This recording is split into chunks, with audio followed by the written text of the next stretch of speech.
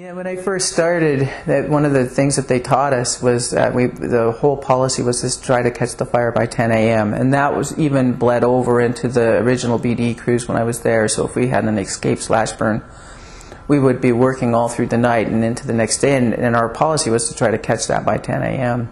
And then it carried over onto the IR crews. And then when we switched to IHC crews or hotshot crews, I think that was... it was like still catch the fire by 10 a.m. And so we'd work these long shifts, and our goal was to try to hook that fire by 10 a.m.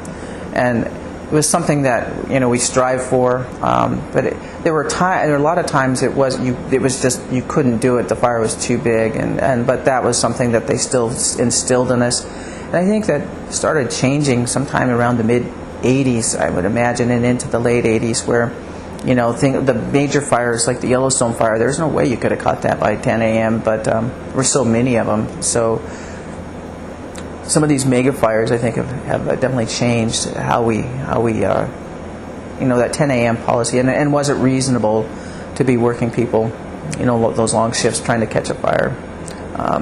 With the work rest guidelines, and I think some things have changed our policies and direction, and for the right reasons. So.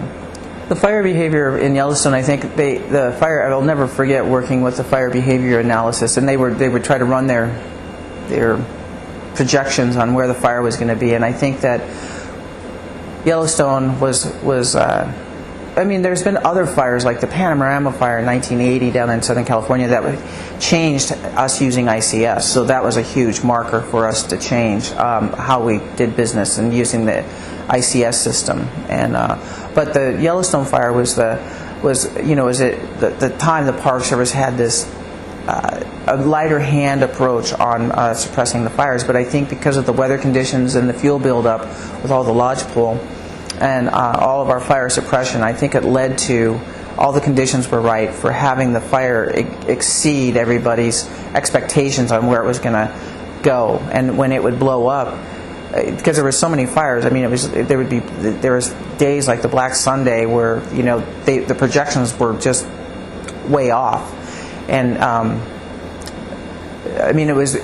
it was obvious that there was so much lodgepole buildup, and there was so much dead and down, and that was the only thing to do is to kind of clean out that park. And now if you go back to the park, you can see that fire actually restored that park back to a more natural state, and things have grown back, and lodgepole it thrives on hot fire. But it was I have to say, I'll never forget when they would show their numbers. I said, I don't think that's going to be right, because the fire behavior, the RHs were plummeting to like 4%, which was unheard of. It was like, oh my gosh, especially for the Yellowstone area, and just having that on every day, and there was nothing we could have done to stop that fire at that time.